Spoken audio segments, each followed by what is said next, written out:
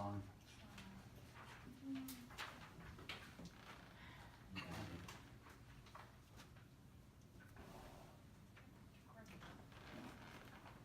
Okay, Woodmen Hills Metropolitan District regular board meeting for Thursday, August 23rd, 2018 is now called to order. We'll start with roll call. Troy Stinson, President, is present. Nicole Mann, Secretary, present. Russell Ryder, present. Sherry Ringen, present. And I got a text message from Carl saying he couldn't make it due to family issues, so I will motion that we excuse Carl from the meeting tonight. Second. All in favor? Aye. Aye. Motion carries.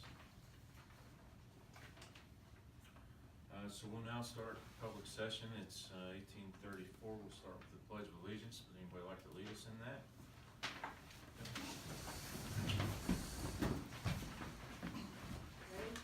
I pledge allegiance to the flag of the United States of America and to the republic for which it stands, one nation, under God, indivisible, with liberty and justice for all.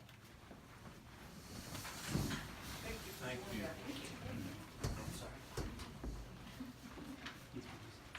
All right, President's welcome and remarks. Welcome. Another good-sized room full of folks tonight. Appreciate you all being here. It means a lot to have a lot of people here. So we're going to talk about some stuff that carried over from the last meeting as far as with the rec center stuff, different things here tonight. So hopefully it's another good meeting. And hopefully we have a lot of public comment. So we'll go ahead and get started with the approval of the agenda.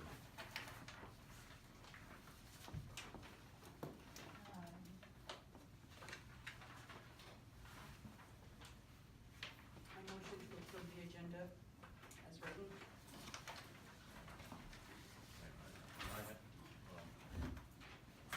Second, okay. Any discussion? I do have a discussion point on the agenda before we do any vote. On item 8, July 2018 financial report, there's also a snapshot in there because we never approved the June financial report at the last meeting, so we need to make sure we look at that.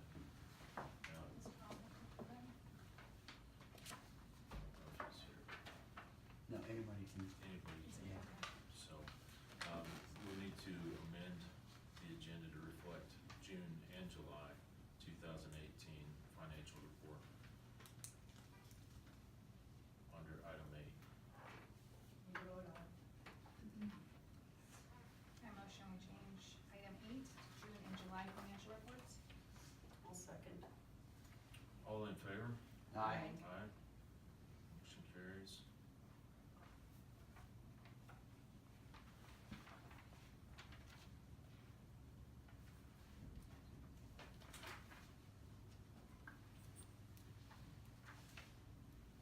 And that was just for item 8, right? Mhm. Okay. Question. Yes. Why are you making other business after your executive session and making people wait around? I didn't realize. That's a good question. We can always move that back in front of executive session. Because we moved executive session to the end of the meeting. Well, if you do the executive session, the open forum for the people at last is a good thing because during the meeting, questions may come up, and that way they can address it right away. And I think the only thing coming out of executive session, to have other business in there is in case we would need to vote on something coming out of executive session. To have that block in there, to be able to have that vote instead of kicking it down the road to the next meeting. So you making people possibly sit for 2 or 3 hours to wait? Well, we're hoping that the meetings stop going that long. Not the executive session, What's that? just the executive session part, which may be short, may be long, might have to. Yeah, that's true. So we could move other business ahead of executive session, swap the two. But if we have to vote on anything after. Yeah. But if there's stuff that you discuss in executive executive session, you can't adopt it in the executive session, you have to adopt it in the public session.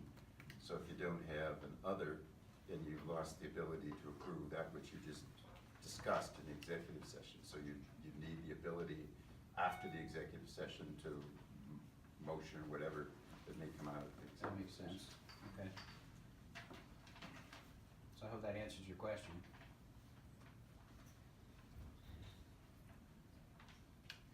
Okay, back to approval of the agenda.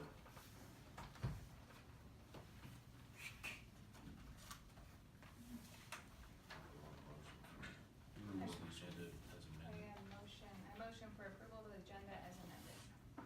I second. Any discussion? All in favor? Aye. Motion carries.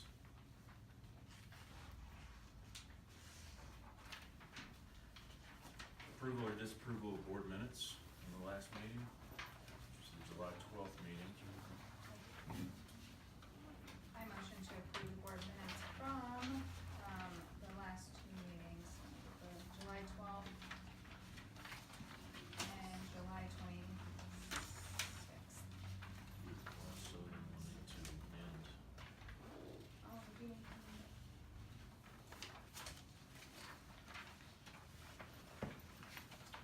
Right, I'll motion once, we've already approved the agenda as amended. Troy, let me point out that the agenda doesn't specify any particular minutes, so I think that the language there could accommodate both. Good point. So we have a second on that?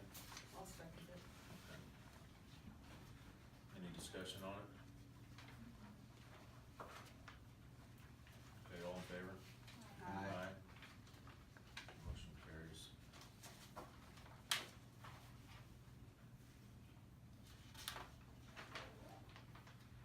Okay, item 7, attorney's report. I have a variety of things. One is, I brought up the issue at the last meeting about, not issue, opportunity for Colorado law, water law book, and so I brought copies for everybody. Thank you. And Jerry, I have one for you. These are for anyone who has trouble getting to sleep. This will solve the problem. Uh, There's that issue.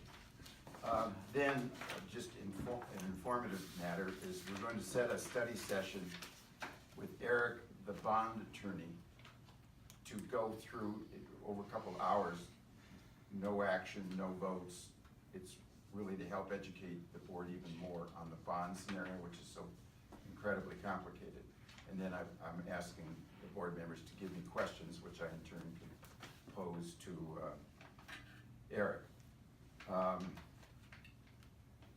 Then I drafted, and it's been circulated to the board, a confidentiality and non-disclosure agreement whereby the board members, this is kind of general law, agree that confidential stuff be kept confidential, and so it's been circulated to the board for them to sign and give back to the staff. Next, this is gonna sound trite, but I mean it very seriously. My role in representing organizations, of which I've done a bundle, is to protect the organization. And we've had a real time dealing with that very recently. 3 of the board members were served with subpoenas and requests for documents regarding the matter between Mr. Stinson and Mr. Pace. Mr. Pace served subpoenas seeking to draw the board members and board documents into that. I filed a motion to quash, which on its face stops that activity. We had a court hearing on, I can't get my days straight, Tuesday? Wednesday? One day, Tuesday. What day was it? Yesterday. Yesterday. Yeah, thank Okay. you. I lost track. They've all run together. We've had 2 court hearings. Right, yeah. Anyway, The judge granted the motion to quash, so those subpoenas have been stopped, and the documents don't have to be produced, and the people didn't have to appear, so that happened. But it's reflective of the point that is very serious to me, that my job is to protect the entity and to protect the board members, and that's what I will do. So I'm serving notice to everybody. That's my personality. That's what's gonna happen. Just, God made me a warrior, and that's what I am. So that just is.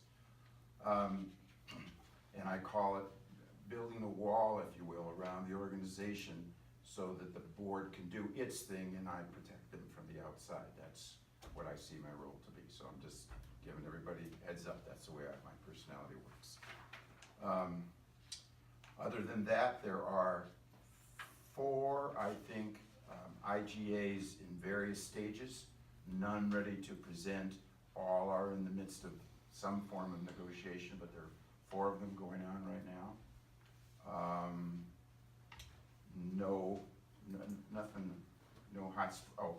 No hotspots per se at the moment, but those are actively going on. So the big thing will be the meeting with Eric to try to understand the nuances of the bond situation, the 4 IGAs, intergovernmental agreement, everybody knows what I'm talking about, I say IGA. Those are in process. Jerry he'll cover one of them in his report in a little bit. So that's kind of where we are right now, if there's anything else I've missed. Could I ask a question, Mr. Bigelow? Sure. I don't think in your explanation you made it clear that you are not representing Mr. Stinson in this matter that's before the court, correct? I'll make it clear. He's solely representing the district. Mr. Bigelow does not represent me personally, nor is any money from the district being paid for as far as me personally. Now, the opposing side is trying to draw the district in, and that's what's drawing Mr. Bigelow in to protect the district on that side. That's what the motion was to quash, was regarding 3 board members being drawn into it. It had nothing to do with the chairman. His issue was his issue between the 2 of them. I was only there to defend the board members, and the judge understood that, or the judge accepted that. There was no issue about it, and also he said the stuff about the district is not involved in this litigation, so it's between the 2 of them. Thank you for, sometimes you get so immersed in something you forget other people aren't with you at that same spot, so thank you for the help. Other than that, it is currently legal litigation, so I won't discuss it as far as my personal side of it with here or outside of here. So.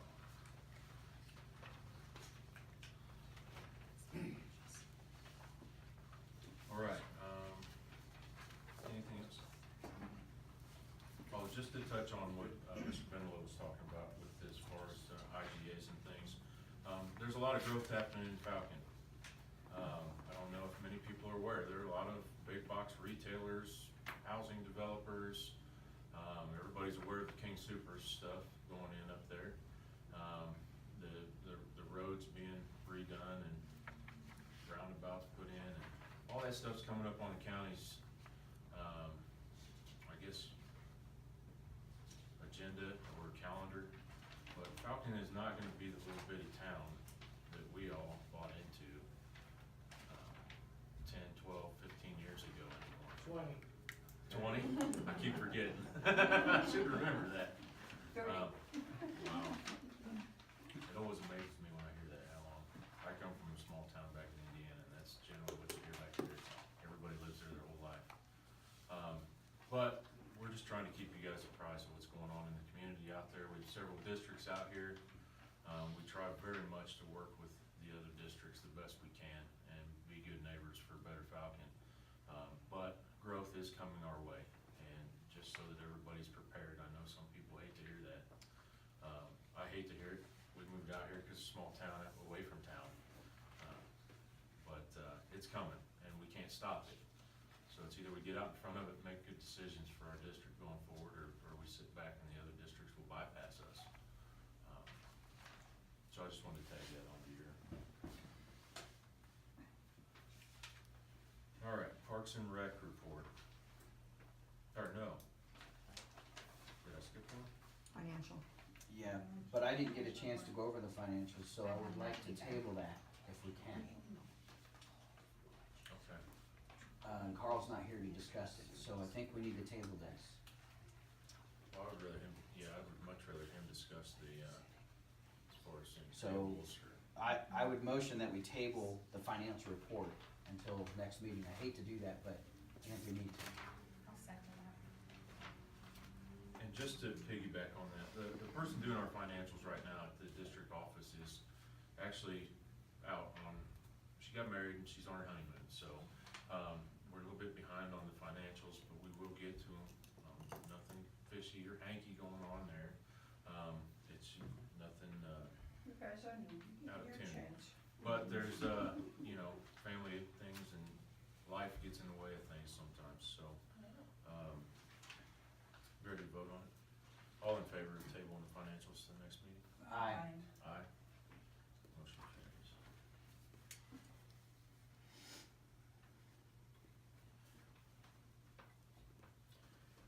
All right, Parks and Rec report. Okay, great, thanks.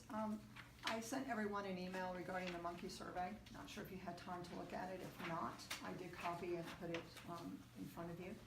So we just need to kind of go over, review it, and then our goal would be to publicize it no later than Tuesday, providing any comments come back from you all. There will be a brief overview. You can't, Daniel, you can't put it in the monkey survey, correct? It would kind of come attached, explaining why, all of that kind of thing. So this is the monkey survey. There's 10 questions, and then the first is, you can read it. Following is a list of indoor features that could be included in the future expansion. After each one, please tell us if you think it is very important, somewhat important, probably not needed, or definitely not needed. If you feel unsure, choose that option. And then we just list every type of entity that would be in both a gymnasium expansion and then a cardio weight room expansion. So you can see it on the first page, and the back of the first page is question number 1. And I did look over this as well, and I did like it. I like the way that it was done. So I think it'll give everybody an opportunity to give not only the survey, but an actual text that they can fill in as well, which of important items. I looked it over and I thought it was good. Did everybody get a chance to look through that business plan from the last meeting that kind of led into this? I did, yeah. Oh, you didn't get it, Nicole? I can No, I was on send. the phone, sorry. I can How many send. folks out here got a chance to look at that? It was put under hot topics on the website, the business plan for the rec center. Nobody? Was it sent out as like a bulletin? No, it's on the front, it's under hot topics on the front page of the website. Probably hit that in the blast. That's a whole nother issue, is the website. We'll talk about that here in a second. I like the survey. Okay. To piggyback on the survey and the business plan, Mhm. what I didn't like about the business plan, looking over it between last meeting and this meeting, was the fact that we don't have any projections for outside, out of the district participation in there. Okay. I can, There is a huge gap between operating costs yes, and. yes, revenue. So, revenue. Okay. I can, let me do some research this next time, and, I'll amend it to include, a table of that. Okay. And then once we get some results back from this, it's getting Okay. that thing tailored to this. Yep. And then projections on how long it would take to save the money to do it, not doing Absolutely. anything other than save the money Yep. to do that expansion. Whether we gotta reach out and find a private partner somewhere, Boys and Girls Club, something to come in and help out, add to, whatever, something to defer some of that cost. Okay. Just expand it out a little more, all, you know, Yep. I know I always say all options, but that's exactly what I mean, all possible options that we can come up with. Okay. I'll do that. So my question to you all would be, how long do you want the survey open for?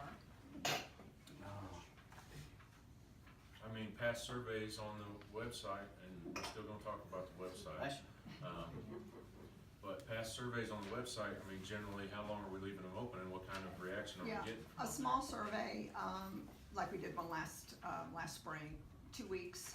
Something like this, I would keep it open at least 30 days. That's my thinking. If we do 30 days, we will not be able to report next board meeting. It would be October board meeting.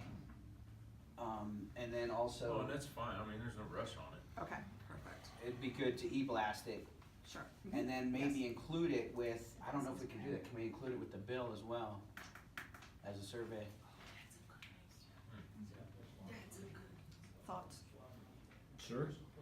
I don't think that we have the last couple months, correct me if I'm wrong, Corey, we quit, including the Parks and Rec inserts with the utility bills because we didn't think we were getting much reaction. However, surely including them would get more reaction than none. And so we could include a little insert directing people to take the survey on the website. That's exactly what I was thinking, not the whole thing, cause that would So get costly. direct them, got Right. it. Right. Okay. Sure. Okay, Yeah, so it'll be on web, Facebook, and then we can put it in there directing them to go to either one of for the those two survey, and make, entities. yes, okay. Can I ask a Question, question? yeah, absolutely. Did I understand that there's a potential to, open the rec centers up to people that are outside of the Woodmen Hills district? We would like to.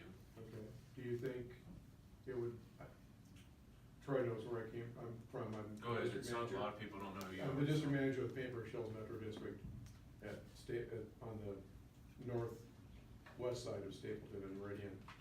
And we do get a lot of people, asking, can we use one of the recreation centers? And I already know Meridian Ranch is absolutely not, but I was never sure about here. Do you think it would be helpful if we surveyed our customers? There is question 10 that says out of district in district, so, we could, take those out of district and, calculate those differently than in district. And we could share the link to the survey with you, Leon, for you to distribute directly to all of your people, so that they would be giving their feedback directly into the survey. Question 10 would allow us to distinguish them from in-district residents.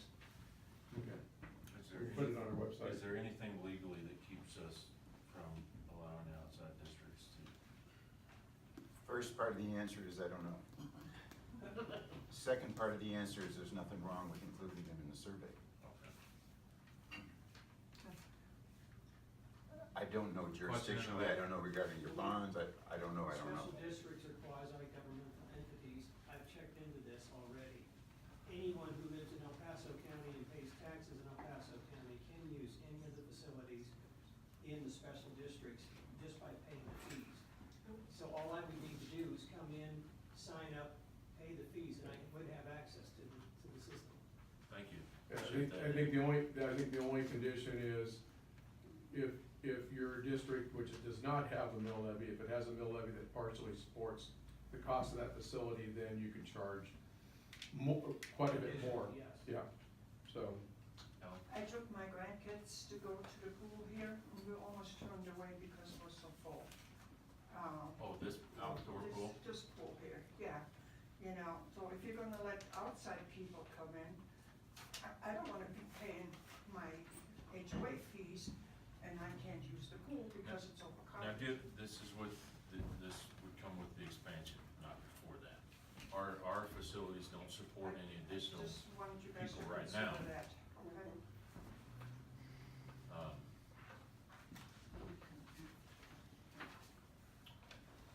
can we look at getting that opened up for Yeah. outside the district to be able to take that survey?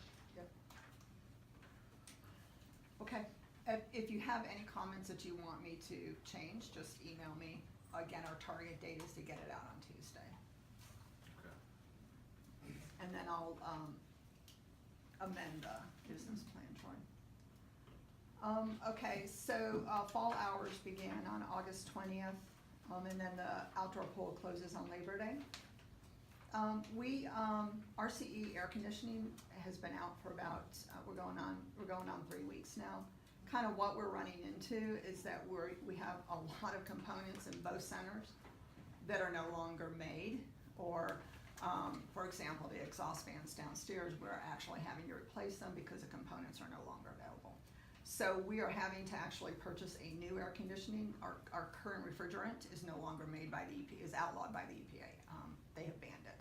So we're going to a new air conditioning that will be much more energy efficient and is EPA approved. And we're hoping to get that installed. They're gonna start doing some duct work on Monday, and then we'll get it installed hopefully by the end of next week. Now, question on that, since we were just talking about this expansion, is that a system that can be expanded in the future? Or is that a system that we're gonna pay $40,000-$50,000 for right now and then have to turn around and pay that same $40,000-$50,000 in the future to do the same Well, thing? the expansion will be a separate, totally separate building with its totally separate HVAC system. So you would have two, and that is in the plans I from just the wanna make architect. sure that we're not Yeah. duplicating monies. Yeah. Right. The other concern that I have is the CCW parking lot, and Ted, I think your incident kind of heightened it for us. The illumination, it's not sufficient to provide a safe environment. So we're in the talks with Mountain View Electric to increase the illumination in the parking lot, and we would just increase we would increase the 2 lights with 70 watts each. And so we're just getting the final costing from them, and then I'll let you all know on that. But we need to take care of this parking lot, it's extremely dark. And then I mentioned it earlier, the men's and women's locker room downstairs, the exhaust fans haven't been operational. Can't even tell you how long they haven't been operational, but we are replacing them, and again, they're so old that we've had to go to new components. And again, this is what we're finding, we're finding things that are no longer, this building, I believe, was constructed in '98. That building was constructed somewhere around 2003. That's it regarding the issues that are at hand right now in terms of the facilities. The programming, look, it continues to go well. Our aquatics, again, we're seeing an increase every single month, and so I just really have to give kudos to the swimming lesson instructors. They have gone through some training this past summer, and they've done a really excellent job. Our sports, fall soccer has started, and then flag football will begin shortly. We always max out on our sports. We are in talks with Meridian Ranch about combining possibly our sports programs, which will be a good thing. Of course, that won't be something that won't take place until the spring of 2019, but we are in discussions with them on that. In the fitness, we're adding new classes in September. We've had a huge request for TRX training, and so we have found an instructor that's certified to teach that. So we'll be starting those classes in September. Having a real hard time getting some yoga instructors. We did contract with one yesterday, and so we'll be starting some evening and Saturday mornings yoga. So that's certainly a time that we haven't been able to pay attention to. We are increasing our WaterX, morning WaterX are Thursdays. And y'all, I want to introduce our WaterX instructor, Fran, back there. Great. Fran is our WaterX instructor. She's been with us for many, many years, so we're very fortunate to have her. She has a great following. Our community program, August Parents Night Out, again, we sold out to 20. Movie in the Park, very successful, 10 families, so we had about 50 families total over the summer, which is really quite good. Bingo continues to be popular. We do have our doggy dip on September 9th. It was real successful last year, and we'll be doing it again this year. And then we start up with our dive-in meetings on September. We always have a good turnout for those. That's it. Great. Can I ask a question, You can. Joy? On the survey? Yeah. Is it going to say anything, I don't know if it says anything in the explanation for the survey that community input is required or requested, that decisions won't be made until we have community input or something to that effect? A lot of people are asking questions about, is this, and somebody brought it up tonight, is this board going to ram a $5 million rec center down our throats? People are thinking that because they're hearing it somewhere. So is the survey, I'm just wondering if that would be a good place to put that we're not trying to do that. Can we put that on there? So, what Corey was alluding to earlier is the fact that that the survey itself isn't conducive to an introduction that contextualizes the purpose for the survey, but we will include such an introduction in the e-blast where we send it out, and on the website where we advertise it. And I think that comments along the lines that Jonathan just outlined would be very useful, and I think we should include them. And to answer your question, no, nobody's trying to ram $5.4 million rec center down anybody's throat. What we're trying to do is we're trying to see what people want for an expansion, and once we know exactly what the community wants, if they don't want a rec center, so be it. Yeah, Troy, and I think that that's real important, because I think this has been thrown around If for we can't years afford it, and we can't years. afford it. It's bottom Yeah. line. If you can't afford it, you can't afford it. Yeah. So we're just looking at options, to keep options open. And then if we can afford it and the community wants it, then we'll do it. But we can't just sit down and say that, you know, if the community wants all these things added and everything, and then we look at the price tag, and we can afford it in our budget, maybe not this year, next year, maybe the following year, save up the money for a couple of years to be able to afford it, then yes, you know, if it's something the community wants. But we're just putting options out there on the table. Nobody's saying it's gonna happen, nobody's saying it's not gonna happen. We're just saying we need to keep the options open, find out what the community wants. It's been a couple of years since we've done one of these surveys. We're trying to do it the cheap way with the survey, not spend an extravagant amount of money to have somebody come out and do it. The And important thing is the finance. yes, but we don't even know, without doing a survey and finding out the community input, what the community wants to be able to actually sit down and look at numbers to see what it would cost. Yeah. You know, you have access to the business plan. Everybody does. It's on the website. Look at it. Look at the numbers. Okay? You just heard me ask about the numbers because the numbers are way off. It's a big gap between revenue and operations costs alone. So, but we don't know yet what the community wants. So this survey does a couple things that I think are really useful that the previous survey didn't. One, as you'll see when we send it out next week, is that first it asks, would you be interested in these possible amenities? And then it says, would you still be interested in them at this price? I've never seen that question asked in the surveys we did previously, but it spells out exactly how much it would cost, and then it says, are you interested in paying this? And one thing that I think we should discuss, possibly, is whether we want to add a little more detail to the survey, or whether we're in a position to add a little more detail to spell out to what extent these monies we're referencing are already in reserve, and to what extent they would require a fee increase. Because people are going to react very differently if you say we already have it in the bank versus if you say we're going to have to take it out of your pockets.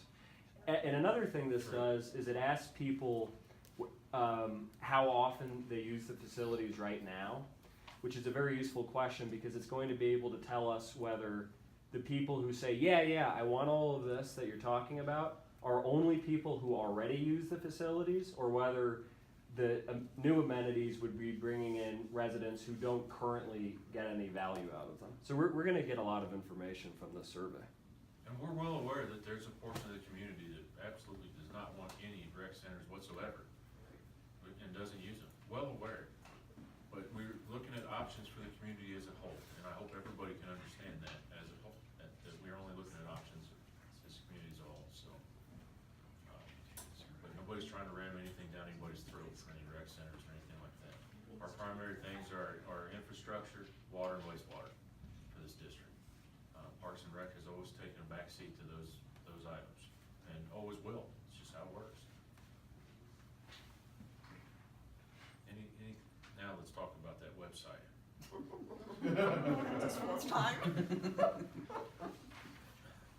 Okay, so the website is horrible. It's very not user-friendly for people. And I'm not the only one. I've gotten emails about how not user-friendly that website is. It's ancient. Like our buildings, it's ancient. It was brought to my attention by somebody that there is a website called Civic Plus that allows us to use their server, and it's a very small cost on there. But it is much better, allows us to immediately drop stuff into that website, and things that would be much more user-friendly for our community than what we're paying for and using now. So if you could look at that and see if we can, if that's more financially sound and user-friendly sound for our community. Now, Does anybody else have anything on that?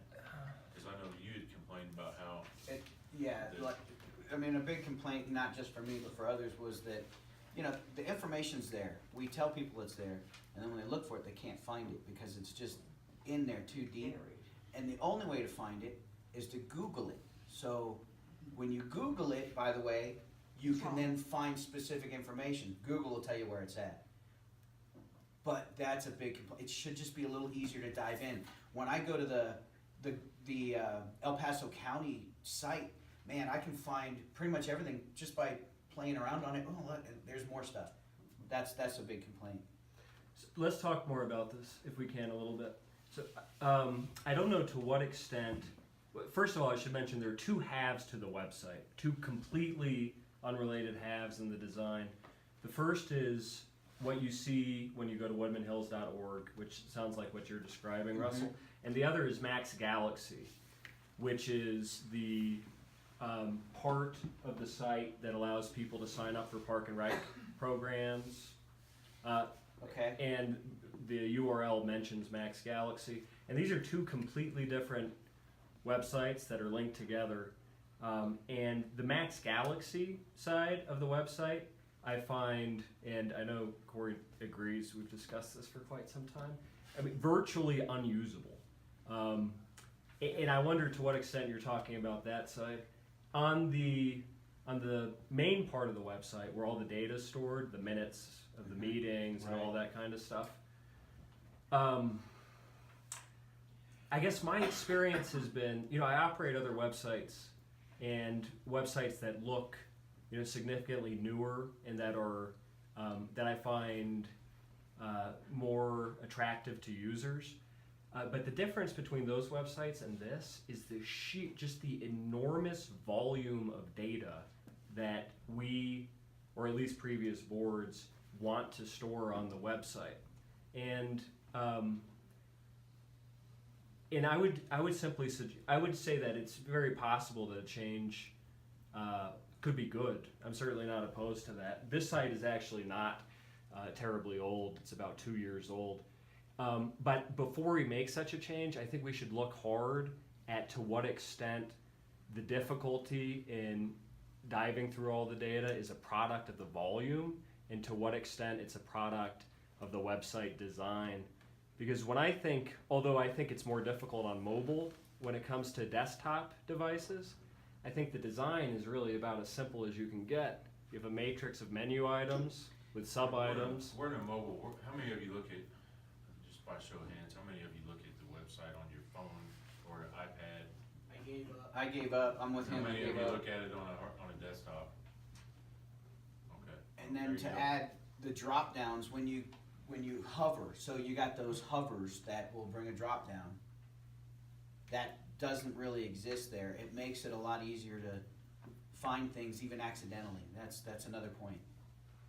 I don't want to go too much into this now, but it's just something to No, look but I at. wanted to bring it up here. Yeah. In that Civic Plus, it's called Civic Plus, would allow you to transfer everything from our website directly over to that new website without any hiccups. So, I'll look at it. Let's discuss. Okay. anything else with Parks and Recs for us? Oh, I did have one, Corey. I did want to find out what our current operating costs and current usage income is right now without changes. I'd like to know where we're at. Okay. Versus revenue coming in? Exactly, yeah. Okay. All right, I can get Cool, that. thank you. Mhm. That's it for me. All right, water and wastewater report. Alright. So, mains being cleaned and mains being inspected, we have approximately 45 miles of sewer main in the district. and we try to get through a third of that every year. We're about there on the cleaning and the inspection. The inspection can be done, when the weather isn't quite as good. The cleaning, typically, we don't like to have our truck out in freezing weather because, it carries water, there's water in pumps, and during freezing weather, it'll freeze and break the pumps, so we try to, save the inspection for, when the weather isn't quite as good. Lift stations, everything was real smooth, operational wise. They completed their monthly maintenance. The wastewater plant, again, BOD was out of compliance. This is why we need a new plant. This is why the state came down on us, one of the reasons. We did use a probiotic to try to improve the treatment, and didn't feel that the performance of that was up to expectations, so we discontinued it.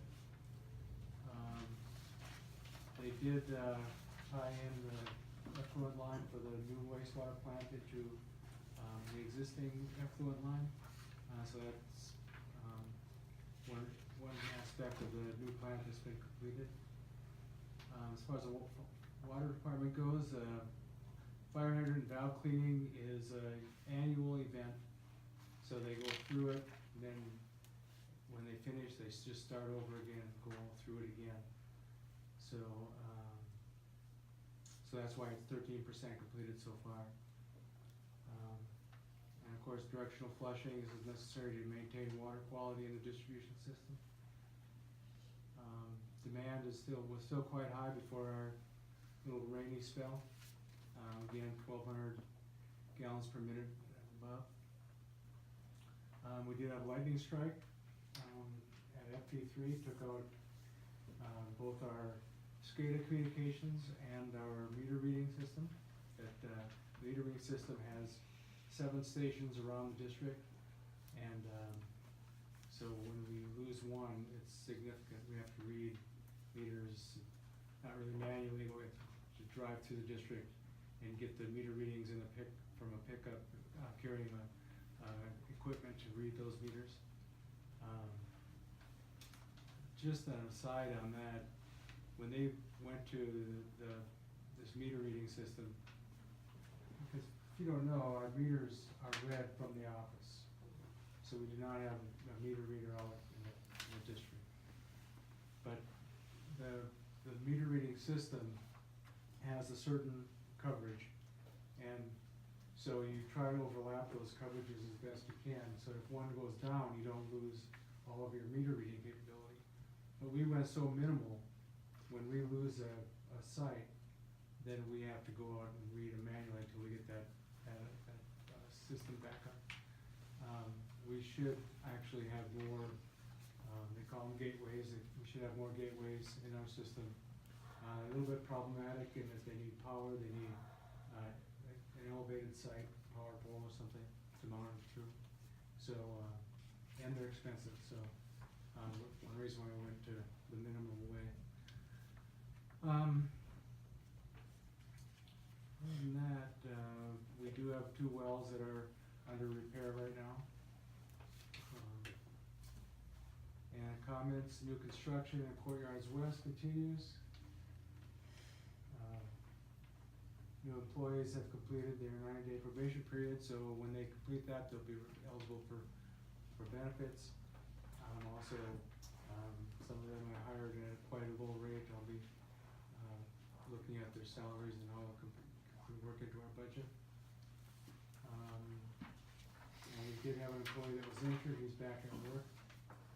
And he's on light duty for another week or so, pending what the doctor says, I guess. So, little update on the wastewater plant. Before pretty much all that was taking place at the wastewater plant was concrete was being poured, which doesn't tell you the whole story. I mean, concrete being poured means tying together rebar. There's just an incredible amount of steel in that structure. And then, of course, you have to form it, then you pour it, then you have to strip the forms and move on to your next pour. So it's quite involved, it's not just, it's not such a simple process. But we're getting close to being done with the main structure as far as concrete goes. And then the next concrete pour will be in an area separate from the rest of the building. It's called the sludge holding basin. Then the other thing that was significant was when the building started going up, that was very visible. And of course, now the building's up, we can start doing plumbing rough-in, electrical rough-ins, of course drywall, you know, I mean, and installation of equipment. So things will start to be a lot more interesting now out there. And I mentioned the effluent line was tied in, which required some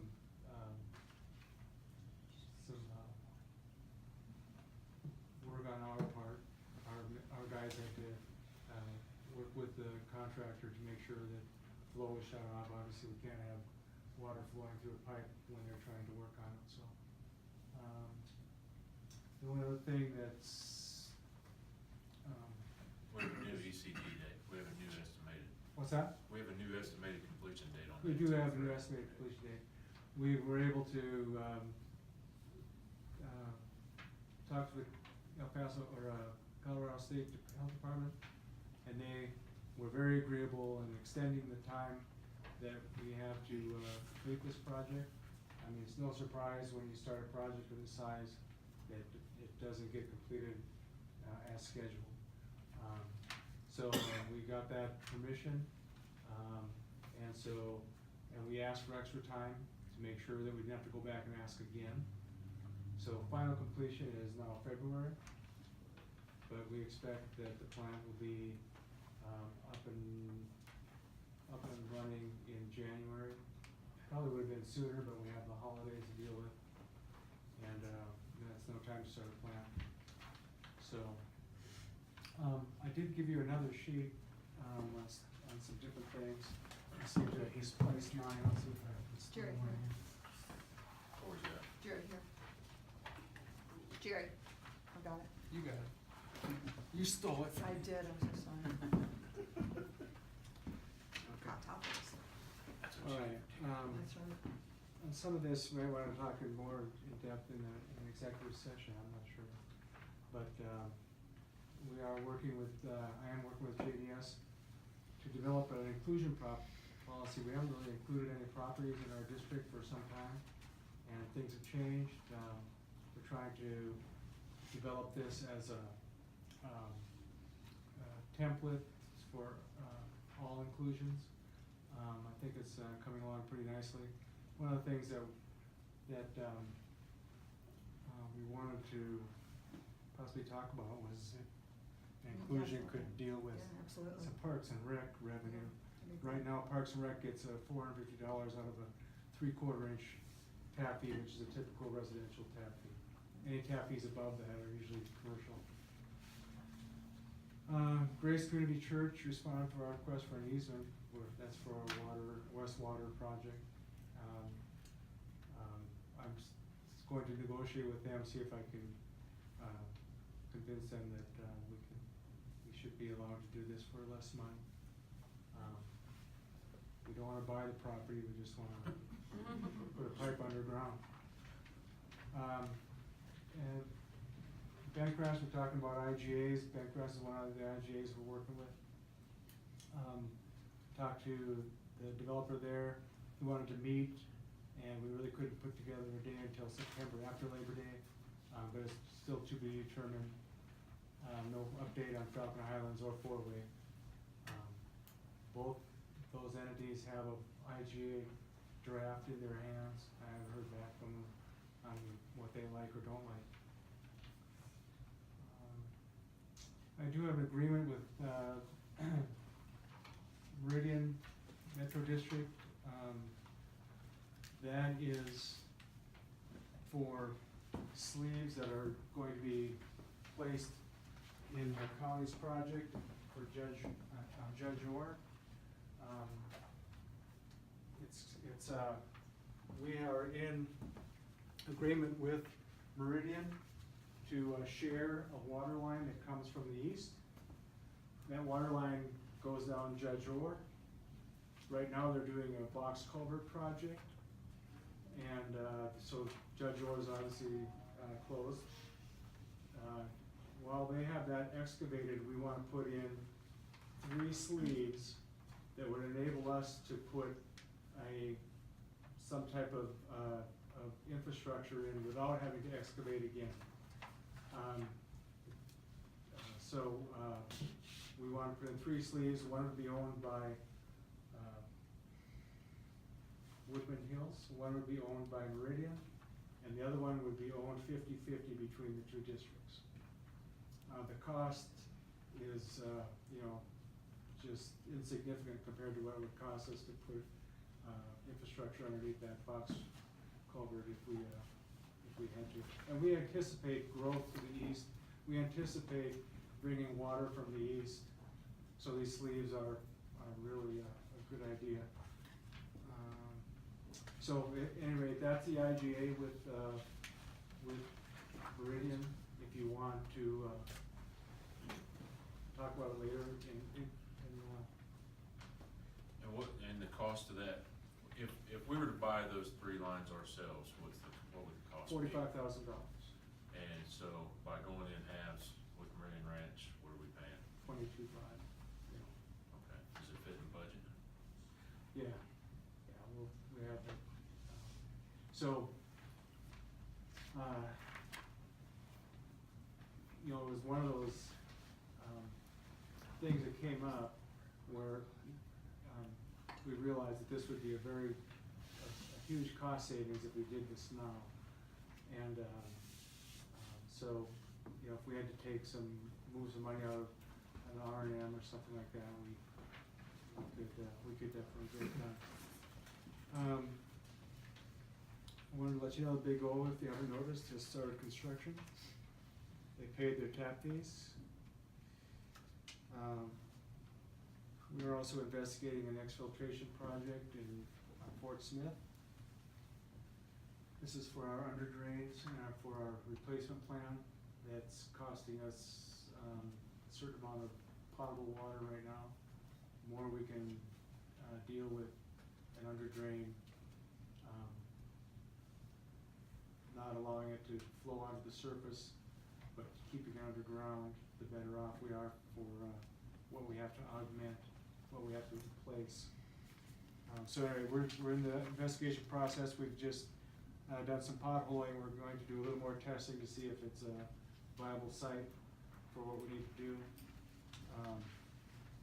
There'll be more information on that as it goes forward. I did hire some temporary help, it's probably better, but we're pretty short-handed with the girls getting married. Good grief.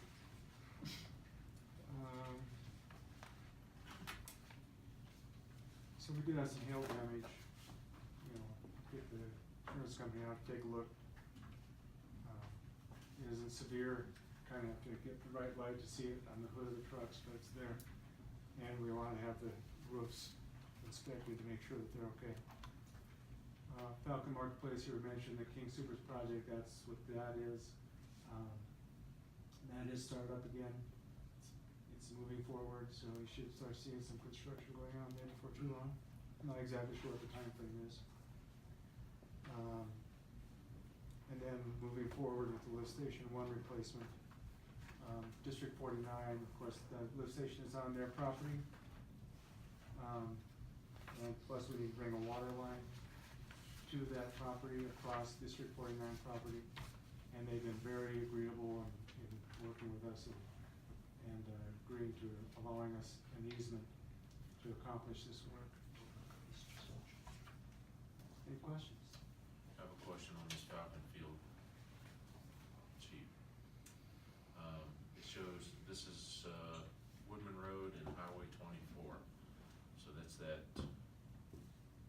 what was advertised? acres, Yes. and that's a T right there on the other side of 24. Okay. So the breakdown of these, did you find, have we found out what the commercial, is it a big box going in there? Is it a, what's That's going what's in there? proposed. I don't think they have their land use approved yet. So the amount of SFEs that they end up with may be less than what they project, but it's both residential and commercial. The multifamily piece, is that apartments or is that townhomes? I believe it's apartments.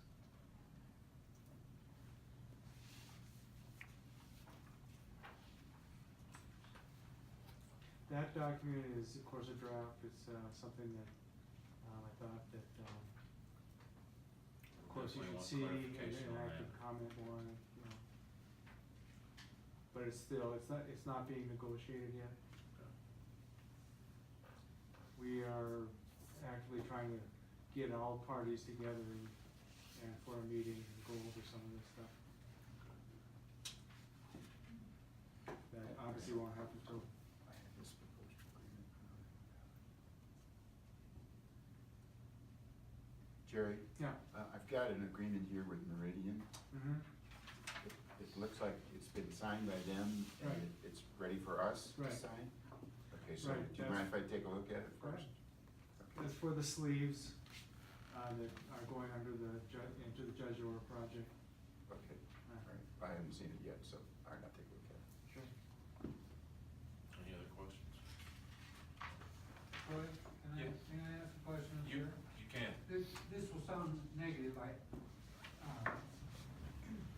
it isn't. I think since the new board has been seated, you've reported to us at various times that we've had a pump go down, a well go down, and a station go down at different times.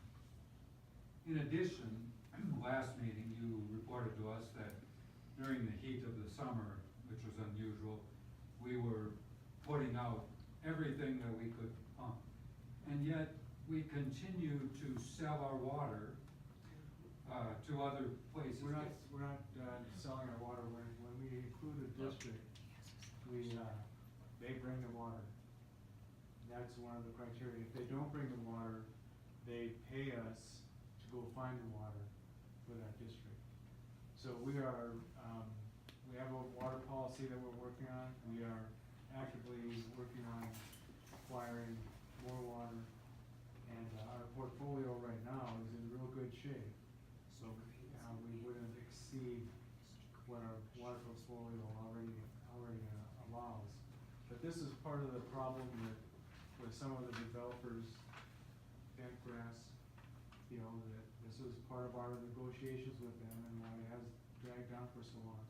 Because we're insistent that this is our policy, this is what you will bring. And they, of course, cost them a lot of money, so they're hesitant. So they're looking for a different way to accomplish what we want.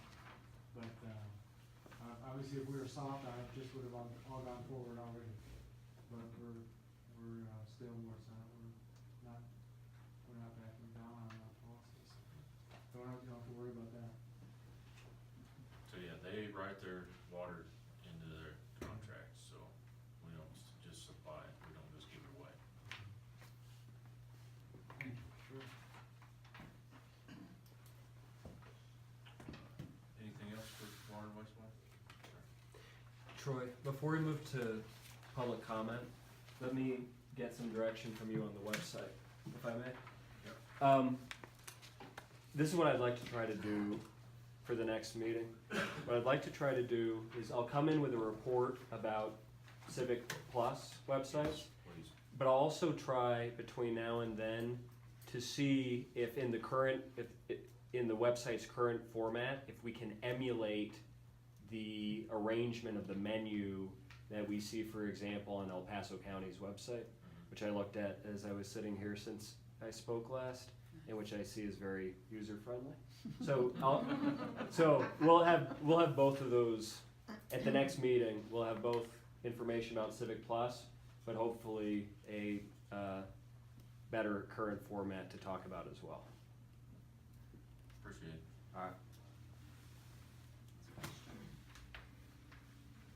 consider mobile view. So while the site might look good, it still doesn't work on my phone. Right. I still don't think it's acceptable. Yeah, no, I mean, And it's not necessarily my phone, but our tablets at home are smaller, things like that. yeah. I mean, I think the website works very well on desktop, but I mean specifically on on tablets and cell phones. Yeah. Agreed. I find it to be a pain in the butt to find anything on there. And that's just me. But It's not just you. just put that out there. You know, and that's exactly what she said. You know, a lot of people aren't computer savvy and they can't navigate it that well. Mm. I'm an IT guy. We still have an issue. So, okay. So what I see on El Paso County's site is that,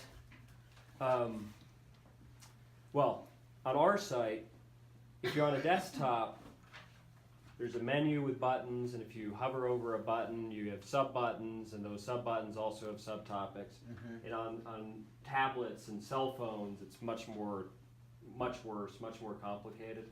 But on El Paso County's website, the menus, both the main menu on the home page and then the sub-menus on each sub-page are the meat of each page. So when you go to the home page, the center of the page is 8 big buttons that you can choose from. And then when you choose one, you get another page that gives you both content, but big buttons right in your face to choose from. And it seems to me that that probably works very well. Does that sound to you It does, like? because the thing is, you don't have to click on the button to see what's there. You can hover, and it'll give you sub-menus of what's there.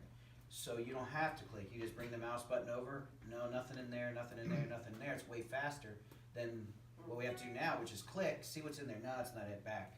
Click, no, that's not it, back. Does that make sense? Mm-hmm. Okay. The other issue is we currently have an open position for Director of Administration. It is not posted on our website. It is posted on Indeed and the SDA's website, but it is not on our website, nor is there a link to send them to where they need to go. And from what I've seen so far in this community, we have a lot of homegrown talent here, and we're not taking advantage of that because some of the applications I see are from California, New Jersey, and I don't need a lawyer from New Jersey. Period. So, I mean, it's just one of those things where we have homegrown talent out here, and we're not taking advantage of that because they don't know how to find that. I'll get a hold of that job posting and put it on the website. There is a space for job postings on the website. There is, and I know some folks had emailed and questioned about where the job posting was at. I had to refer them to Indeed and the SDA website, but at least a link directing it to there so that they know where to go. And then I would like to motion that we keep that posting open an additional 2 weeks to allow for anybody local that wants to apply through our website. So that's 2 weeks from the time you can get that on our website. Do I have, Okay. all in favor? Aye. Aye. Wanna make sure we're not overlooking somebody. Well, I wanna make sure we're not putting the office or Jerry in a bad position by Right. not filling it now. I think they're all right up there right now. I know they're treading water, but they're troopers up there. Can they hang on another 3 weeks, 4 weeks? I can't guarantee anything. But I'll tell you that, I mean, it was the type of people that we have, like, you made mention of it in my report there, that one of the gals had also scheduled vacation for this time. She took part of that vacation to do payroll and Yeah. things like that, so, yeah, they're a pretty good bunch of girls. Hang in there, we're getting there. Okay. Do you want me to put out an e-blast about this position? Yes, absolutely.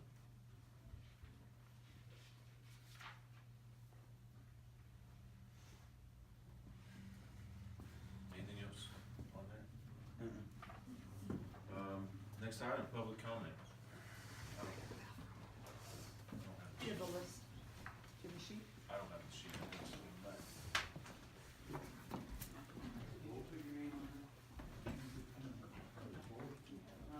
public comment.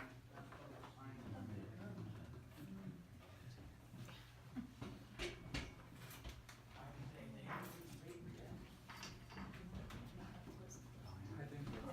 I was gonna ask something, but I guess I'll just have to add it to my 15 or 20 minutes of public comment.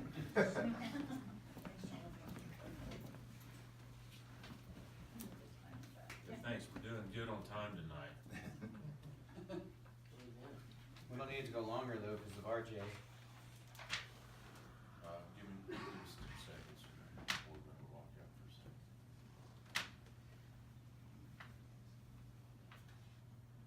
Jerry, when do you need this back from me? What's that? When do you need my comments by? We talk about it for executive session. Sure.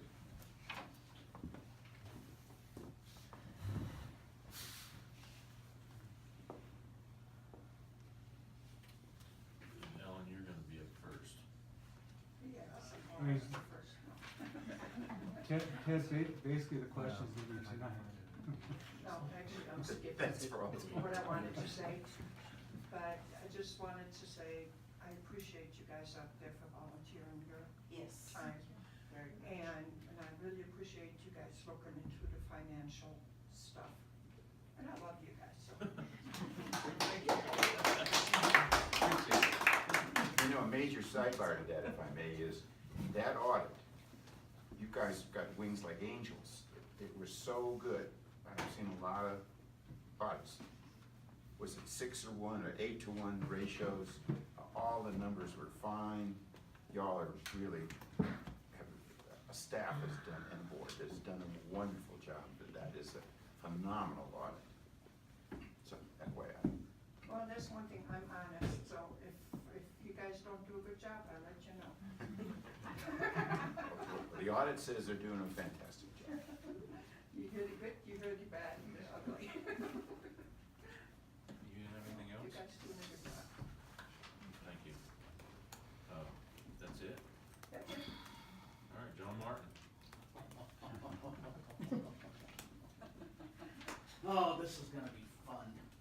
Oh, no, do I have to stop you?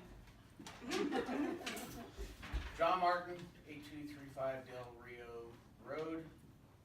My only thing that I have tonight is, can you say anything yet about the mill levy? Whether it's yes, no, no huge comments? Is there anything that be said to that? Thank you very much.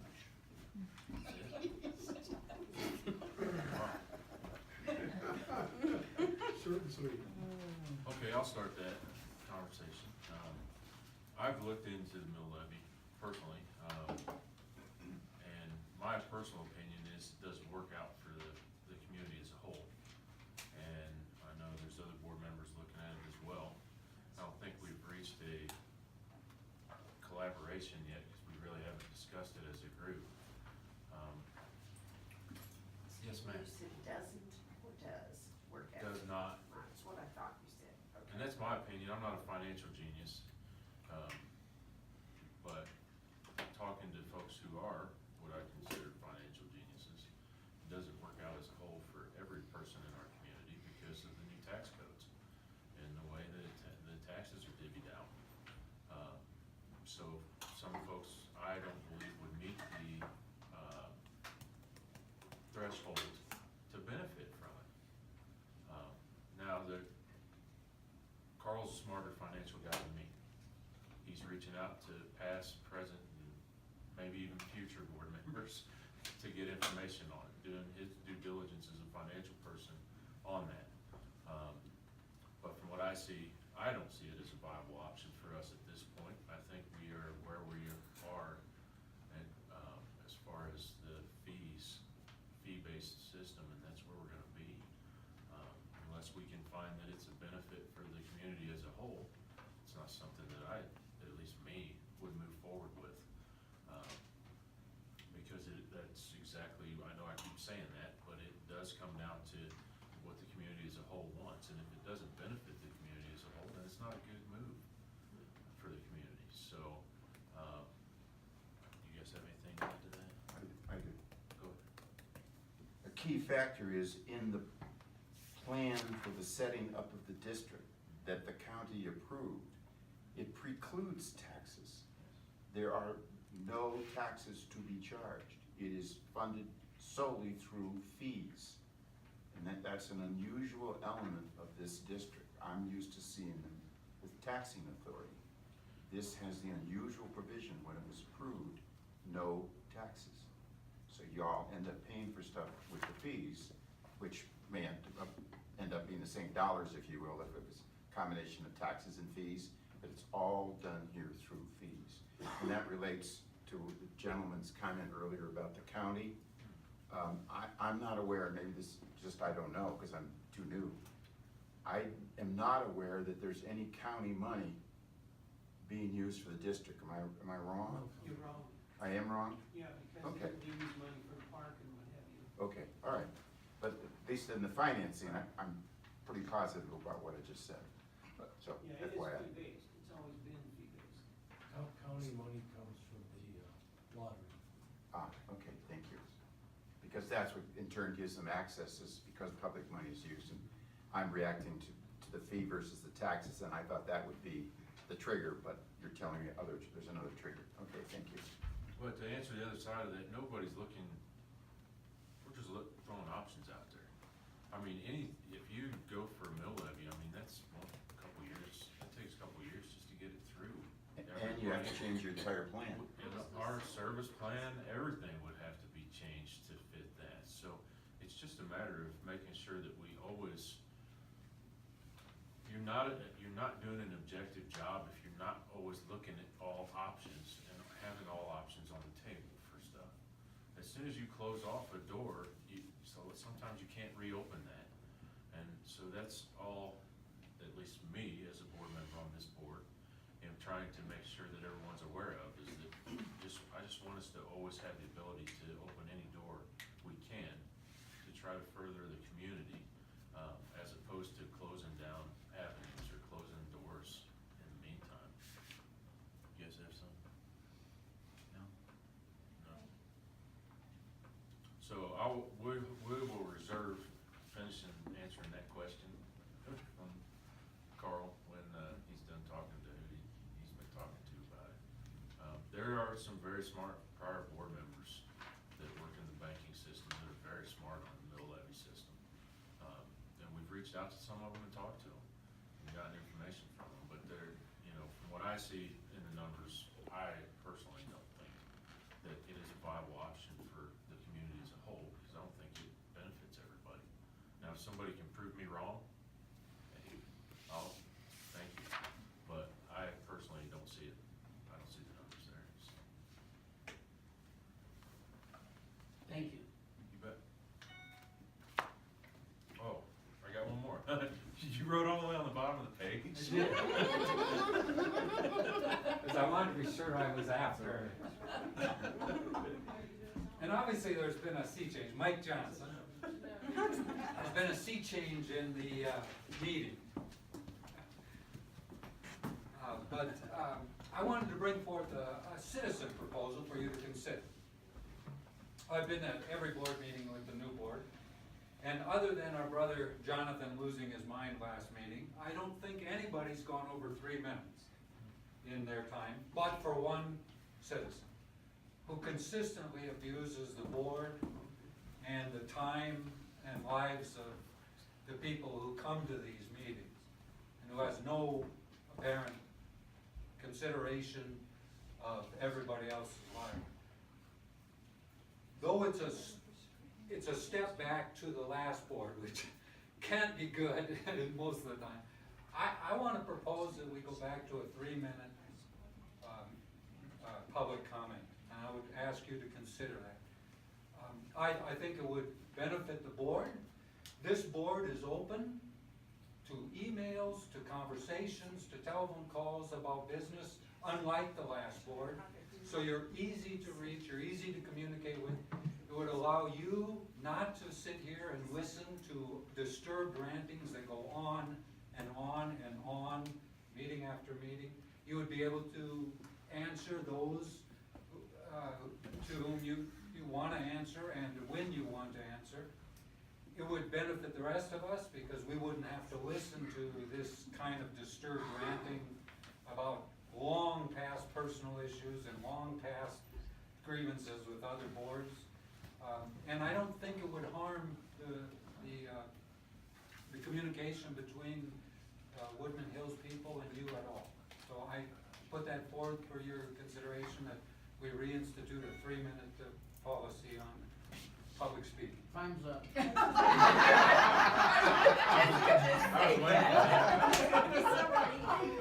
was waiting for that. Thanks, Mike. Wait over. That's funny. See, we want to answer it, I'm for doing that as well, so just FYI.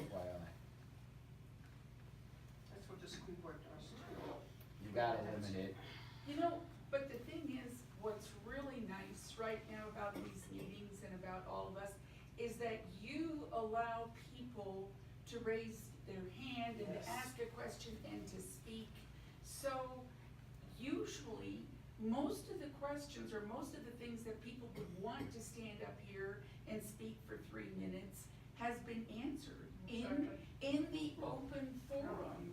So unless it's something that wasn't discussed or something that someone really needs to know, I don't know that a 3-minute thing needs to be enforced, because so far all of us have gotten everything answered just by having an open forum.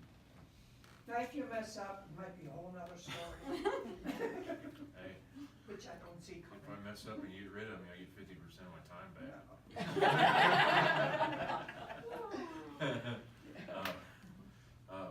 Thanks, Mike, we'll definitely take that into consideration. David Stivers. I'm gonna segue right into what you were talking about. Which part? The service plan, Okay. real quickly. The service plan specifically states the district will not finance the planning, design, or construction of any capital infrastructure. Any future modification of the service plan to allow these activities will be considered a material modification and therefore subject to the prior Board of County Commissioners approval. So you would have to amend the service plan, submit it to the county commissioners, have the county commissioners approve the amended service plan, come up with the mill levy, get the county commissioners to approve the mill levy, then take the mill levy out to the voters and have the voters in the district vote on it. So that's kind of why it never went that way. There's 2 sides to it. The fee structure was to give the board complete autonomy on the ability to raise fees so that they could raise fees right away if they needed to in an emergency, versus if you had to do a mill levy, you have to put it on the ballot, make sure you meet the timeline, get it before the voters, and then there's that lag before, once they approve it, you're gonna get that money to come back in. So this district always operated on a fee structure because it created more flexibility. With that, along those lines, in 2001, Filing 11 was created on October 11th, and it consisted of 873 units. 4 years later, there was an application to add 150 homes on exactly October 11th, 2005. Those 150 homes went into filing number 11B, as in boy. What was the number on the, I'm sorry, I don't mean to interrupt you, what was the number on the first one? The first one was just, on the first one, The 800. The first established 873 was the 873. original filing 11. That's your courtyards west, and what have you. And then they came in later and wanted to add another 150 homes. And so filing 11B was, there were 2 parcels. Filing 11B became what is known as the Metropolitan Club. That's how we came to life. In that, the district in their plan stated that as part of it, what they would include was a 0.8 acre neighborhood park. Where's my park? We don't have a park. And when we did the research, for years, the Metropolitan Club has been basically paying for having weeds cut down and everything in the open space, and then when I researched it, I found out that the open space all belongs to Woodmen Hills Metro District. So for those years that we were paying for landscaping services, the land, we were mowing somebody else's backyard, in essence. In that, they also stated, obviously, that there was, as part of the dedication, there was 6.21 acres of roadway and then a 10.1 acre school site. That's that vacant space at Eastonville and Stapleton that belongs to District 49. That's not part of us. However, in part of it, it comes up with what they call jurisdictional impacts in their application for creating the subdivision. The jurisdictional authority is the Upper Black Squirrel Groundwater Management District, the Falcon School District for 49, Woodmen Hills Metropolitan District for wastewater, Mountain View Electric Association, Woodmen Hills Metropolitan District for water, City of Colorado Springs Utilities Department for gas, Falcon Fire Protection District, and Woodman Road Metropolitan District. So that would serve as your notice as a future property buyer as to comply with Title 12 of the statutes, that these are our notification, these are who I have to be responsible to. What's missing?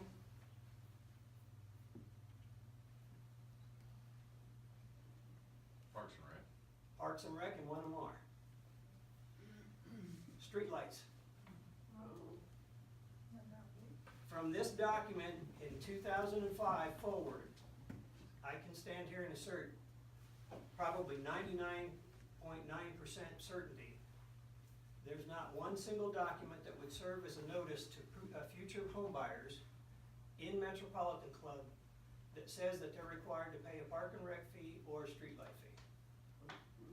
Doesn't exist. And so I think, realistically, that the people who were responsible for putting together this plan should pay for this. The property owners, the developers, correct? Well, that's fair. Do you know who the owners of the land was? Woodmen Hills Metropolitan District. That explains why we never got ballots back in 2010, 2012, 2014, and 2016, is because there's not an inclusion agreement. Woodmen Hills sold the land outright as the only declarant to Journey Homes on July 29th, 2008. Now, could you explain to me what a metropolitan district was doing owning 150 platted residential home sites? And then the bigger question was, who paid for the infrastructure? Somebody had to put in the sewer lines, because if you look at the 2008 reports and the site development plans for Journey Homes didn't have to put in sewer lines, they didn't have to put in water lines, they didn't have to do anything, they just built houses.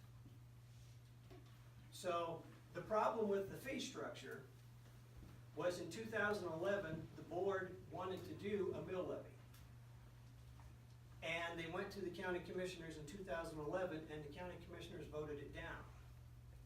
What do you think the cap, at the time, currently this district is supposed to be capped at $16.2 million of indebtedness.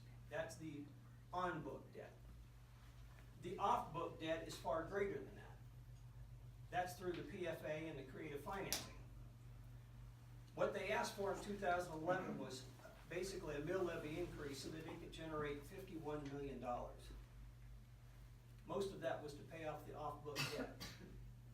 So the problem with the fee structure was the past has come back to bite everybody in the butt right here in the future, because of all of this creative bonding and running it through the PFA and then the COPs and what have you.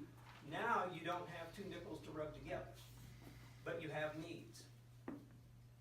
And that's kind of gone on throughout the 1980s all the way up to where we are today.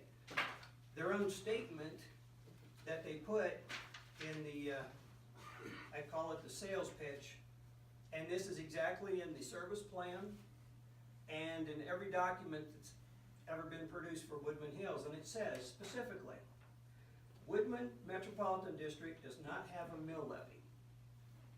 All of its operations and debt service are paid with user fees. With more lots within filing 11, there will be less financial burden to the existing residents to pay off the existing bonds. And the revenue generated by these proposed sites would help control increases in user fees. The proposed new lots will be subject to the Woodmen Road Metropolitan District taxes and fees. When you added more homes and you didn't expand the centers because they're aging, why did the fees go up? They started at $35 to pay off a 20-year note that if they carried the note all the way through would have been extinguished in August of 2017.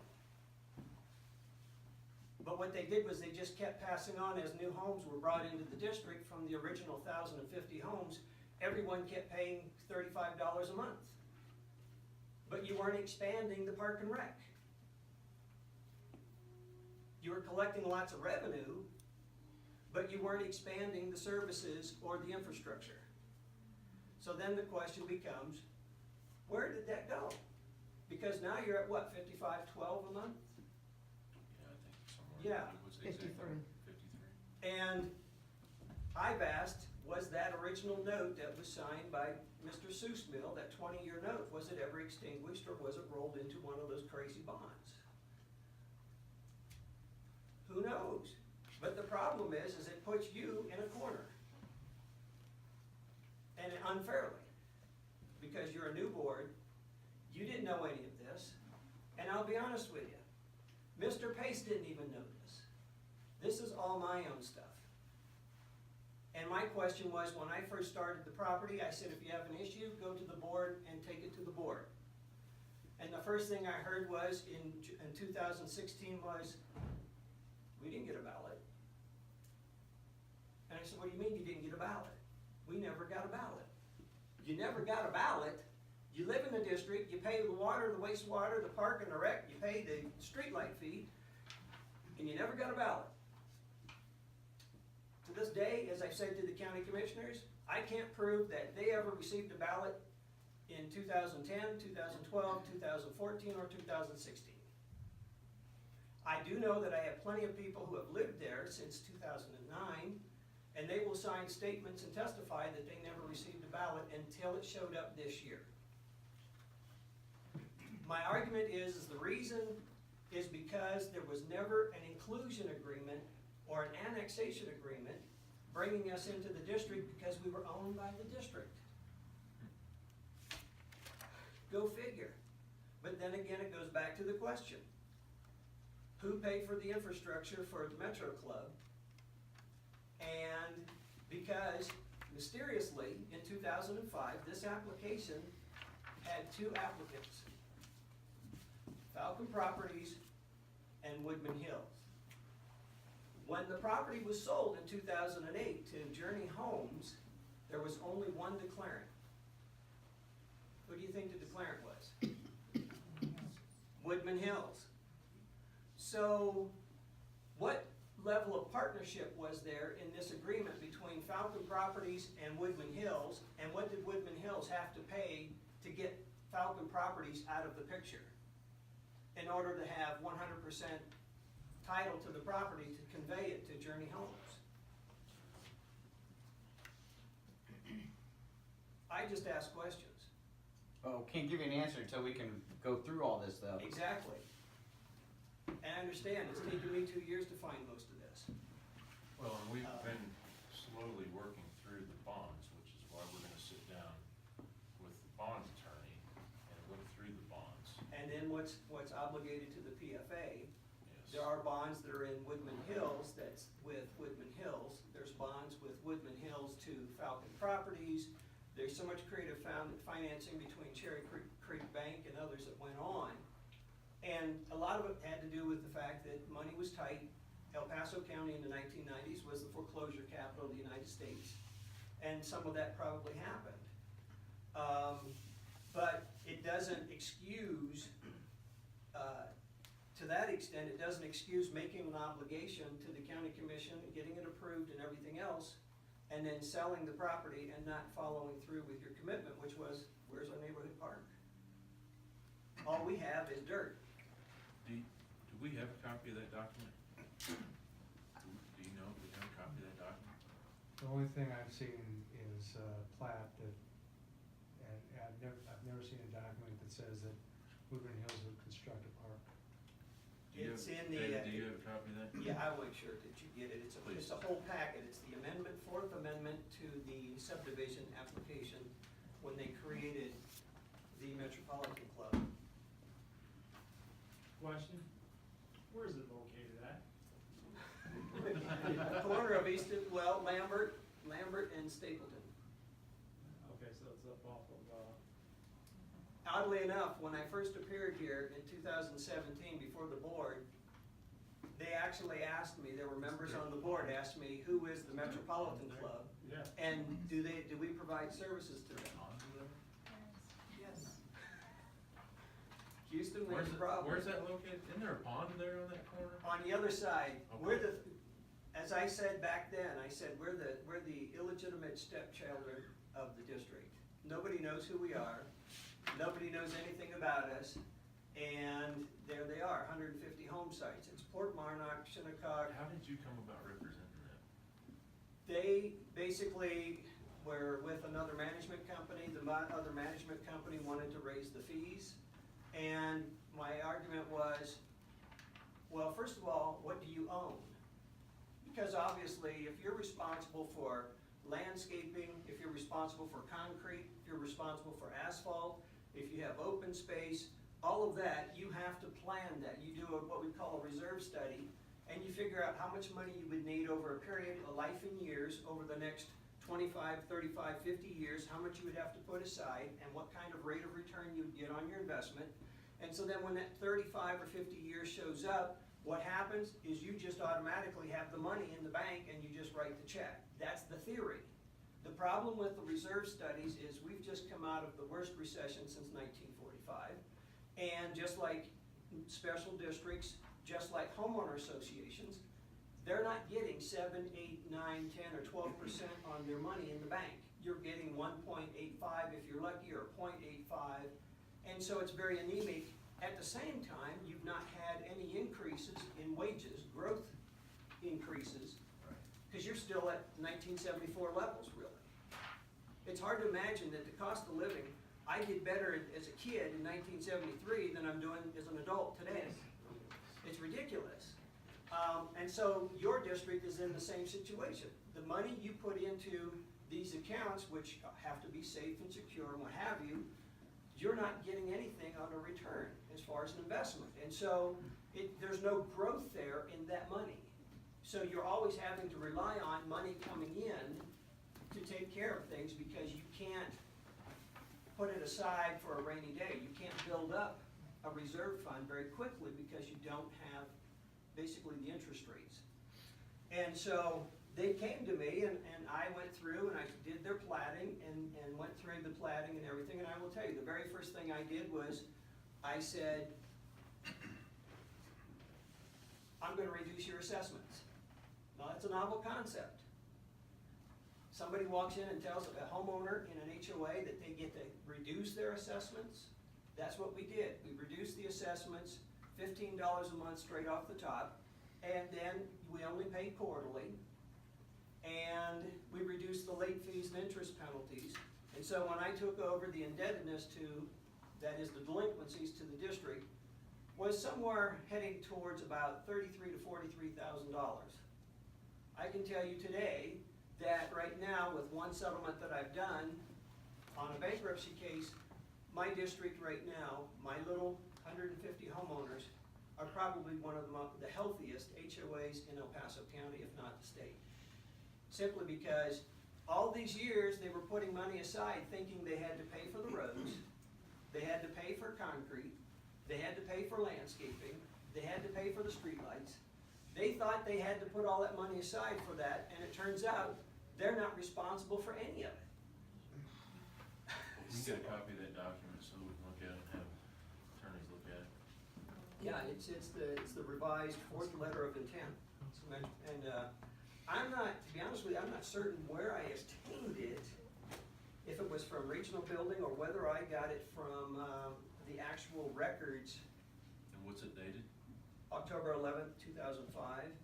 And at that time, when they applied to expand filing 11, it actually was disapproved in 2005.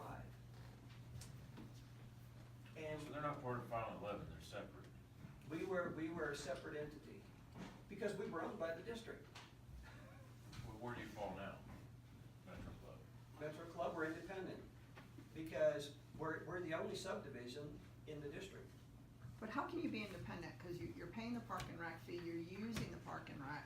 We mow, we landscape for you, the roads are county, so I'm. Yeah, but we don't, at the time, there's actually, what this was, is this, I think, was an experiment between Falcon Properties and the Metro District. There's actually a set of CC&Rs, what we call the Covenants, Conditions, and Regulations, that was drafted by Woodmen Hills. It's what we call the Subdivision Site Development Design Plan. And it tells you what kind of stuff you can have on your house, the size of your house, your lot, everything else. That was created by Woodmen Hills in 2005. So that's an interesting concept, because what it was is, I think at that time, there was the argument that the district wanted covenant enforcement and wanted the authority to have some covenant enforcement. So the Metro Club was actually the experiment, is what I can garner from it. You didn't answer her question. How are we not part of the, I'm not saying we're not part of the district. Well, you just did. No. You There's said not you're an inclusion independent order. of the There's district. not an inclusion order. In order to be part of the district, there has to be an inclusion order. There's not an inclusion order that specifically addresses the Metropolitan Club. That's part 4 of Title 32 of the special district. So And does it address it under a different name? Does it address it under filing 11B? Does it address it under? That's the big conundrum. I've gone Under through plat developer. maps and taken sections apart and everything else. All I know is that Woodmen Hills sold the property and conveyed it to Journey Homes. Now, when Journey did their CC&Rs, nowhere in Journey Homes' declarations and covenants does it mention anything about any other fees other than water, wastewater, and that the open space is owned by Woodmen Hills. Well, typically the builder will build the park. So Journey Homes should have built the park, No, not Woodmen because the Hills park was Metropolitan dedicated, District. no, the park was dedicated by Woodmen Hills in 2005. But it was it's Journey's. Are you suggesting in response to Corey's question that you're not a part of the district and therefore the district should not be doing all the Yeah, things 'cause that I'll she just stop. indicated No. that they're doing? No, Do you well, the want park those and things rec, to stop? the park and rec, sure. I see. And The so your park and folks rec, I won't would use the say, I would facilities say, and- So then will because you take care of then the landscaping, the mowing, the drainage that we just it's spent? not dedicated to us. Well, we That just wasn't the spent question. $6,000. Are you trying to avoid doing it? No, here's what happened. Mr. don't- Vanderlo, I'm Mr. Vanderlo, here's what asking- happened. In the fall, Wait, remember, we were gonna have a wait. meeting. We We both were gonna have a can't meeting. talk at the same time, sir. May I I finish my understand. comment, please? She's asking you, these services are all currently being provided. Yes. Do you not want them to be provided? Which services? Park and rec, landscaping, mowing, we just did $3,000 worth of a drainage, so the That was mailboxes part of the wouldn't upper black squirrel, overflow. that was the upper black squirrel settlement for what? Poor No, it drainage? wasn't. No, it nothing wasn't. to do with that. We Not had sure. complaints from the Metro District Right, sure. residents that their mailboxes were getting flooded They when were. it rained. Yes. So we went in and spent $2,500 to put a drainage system Mhm. so that it would not drain onto their mailboxes. So Right. we did this because we wanted to take care of the Metro Club residents. But see, What do you in- want us to do? In What is the 2017, last year, I came before the previous board in June. I submitted a request for modification to common area because the land is owned by Woodmen Hills.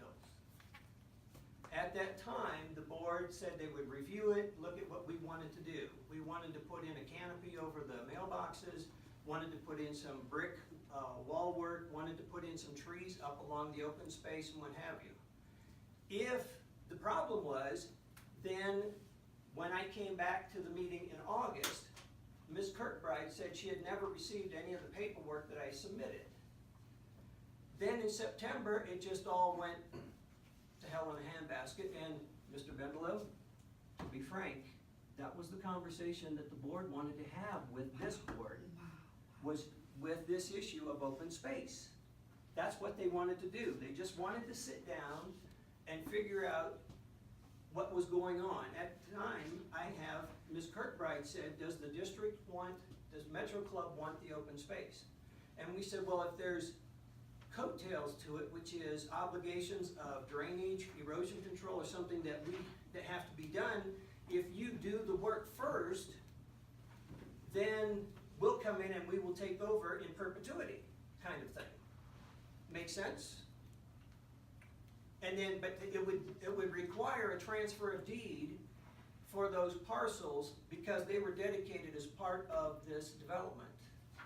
Because of the fact that the district owned the land outright at one time. So, now, but I will tell you, there are people in Metro Club that use the Park and Rec. But there are equally more that would probably say, I didn't know I even had to sign up for it or pay for it until I went to get my utility bill. But that would be you're the HOA, correct? You manage them. You should be informing your residents of It's their. not a requirement. If you look under the Special District Act, you're only required, under the Special District Act, you're only required to provide it in 3 places. And I can tell you, if I could bring in an army of real estate agents, brokers, and title companies, and mortgage companies in here, and they would say, we never even knew that they had to pay a fee because of the Special District guidelines. And I've had this conversation with the legislator, and I said we need to change the statute so that as part of notice under Title 12, that information is given to them. Now, I will be honest with you. I give them a copy, a redacted copy of a monthly statement with all of the information that I send out. So when people buy into Metro Club, they know they have to pay the Park and Rec fee. Or that they're gonna get charged for it. My question is, going back to,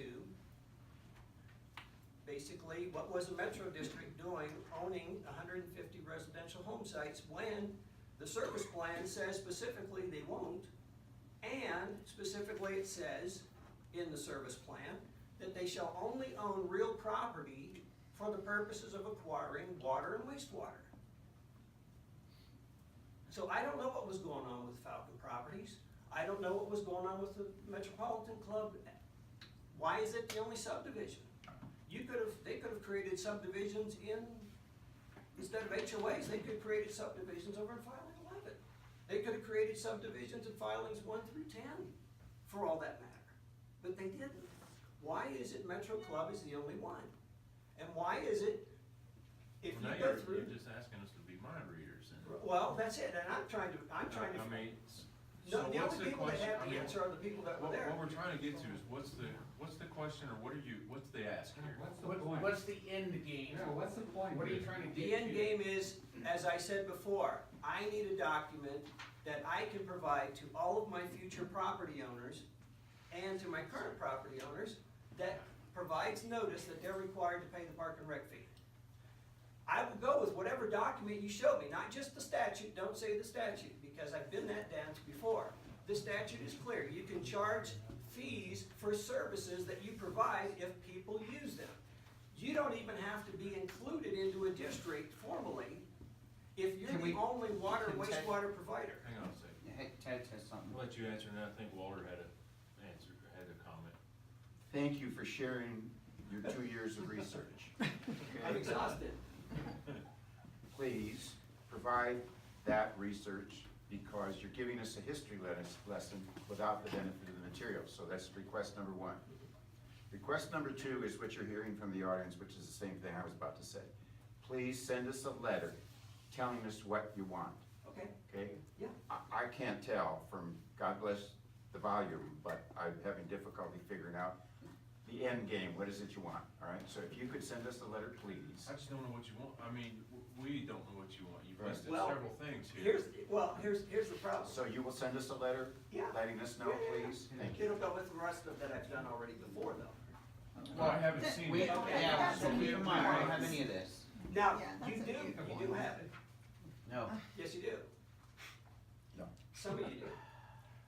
Anyway, Three have, Alright, don't have. so we digress at this point. No, because 3 of you do, because 3 of you were running for the board of directors in May, and I submitted 24 pages of documents that showed the plating, that showed this information and everything, and that showed the whole scenario, because I was making sure that we did get ballots for the May election. That wasn't up to us, though. You didn't, you weren't part of it. This was before, you didn't get it. I don't recall Only- getting I don't recall paperwork getting from it you. either. Yeah, it was a 24-page document, but the whole idea of sending it, and I know certainly I sent it to Ms. But you know, where we are Did you send today, it I'm, in pardon me, email? I'm interrupting, Yeah. but I admit that. Yeah. Where we are today is, you're here this evening, you've got an ask. We are all asking I want you, my part. we're all asking you, please, give us in writing what it Yes. is you're asking Hang on for. a second, Yes. Ted. Troy, the Walter, you had a original question. thing came to the board, it was discussed and it was tabled by the board. He was supposed to get back to us, we never heard anything more, it never came up before the board again until I left office. Okay, thank you. Can you send us something, send us the ask? Yeah. That way Yeah, we can. And then your review it. And it research- started with- Can we get your research it as well? started with the simple Share the question. mailbox area with us and take it over, and we decided no, because it was our property. Yes, and then, Yeah. and we fixed the drainage. Plus if, I'd also like for you to resend the 25 page. Yes. Yeah. 24. I have not seen it. No, I'm sorry. what No. email did you As send a it to? candidate, I to never you. saw it either. No, I didn't send it to the candidates. I didn't send it to the incumbents. I'll be honest with you. Well, I was running as well. sent it to- I didn't get it. Russell No. was running. At the time, you weren't. Yes, he was. Yes, he No, was. no, Yes, he Russell, was. I only Russell sent it, was. I only sent it to the people that were at the town hall meeting. Because I sent it shortly after the town hall meeting. I don't remember seeing Yeah. it. Anyway, it's ancient history. Yeah, it is, it is. We need a 3-minute limit. I second. On favor? Send us the ask. Yeah, so but that it we can- started with just simply that. Where's our document that I can give to people? This is why we. You know, because we're already paying it. If I have a document or something that says, this is why, then I can just give that as part of my notification process packet. And you'll tell us in your request what it is you're asking. Please be specific too, as detailed as possible, and in the ask. Sure. Okay. Only because we get a lot of asks. Oh, That are not clear. Specific And not clear to what they Please want. be very clear in what you're asking, and that's all. okay. Okay. Well, I will get with the board Thank you. and we'll discuss it and see exactly where their sentiment is. Probably talk with some residents, what have you, and then go from there. Okay. Whatever you choose to do, Yeah. just. Troy, one more comment on that, we wanted to meet with this board and they wouldn't meet with us. No, that's not true. You did not meet with us. No, we would not. So you guys have your own board of directors over there as an HOA? Yes. I'm the one who sent the request for the meetings for which I did not receive a response to Yes, you his did. point. Please, Mr. Benville, please. Okay. Thank We'll you. leave it at that. I was born tonight, Hang on. not last night. Hang on. Mr. Benvelow, you David. said you wanted to have a frank conversation David. between this board and my board, and that when they said, I said, well, okay. Don't make me bang the gavel, I come on, understand. man. Who's our We J wanted now? to bring an attorney, and Mr. Bendelow said no. I rest my Okay, case. send the ask, and I will. we'll review it, okay? You bet. Thank you. Okay. No other public comment? Okay, I motion that we go into executive session for discussion of personnel matters pertaining to the positions of general manager and director of parks and recreation, according to CRS 24640240. Okay, All you guys fair? have fun. See you later. Is that 3 minutes? You're good. All right. Are you okay? Woodmen Hills Metropolitan Board, regular board meetings back in public session. I would motion that we set, the general manager's,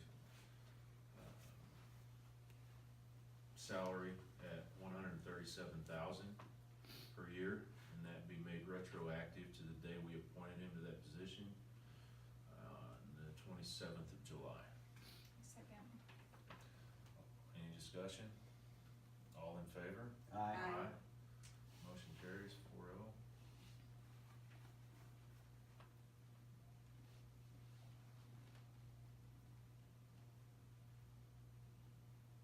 Any other business?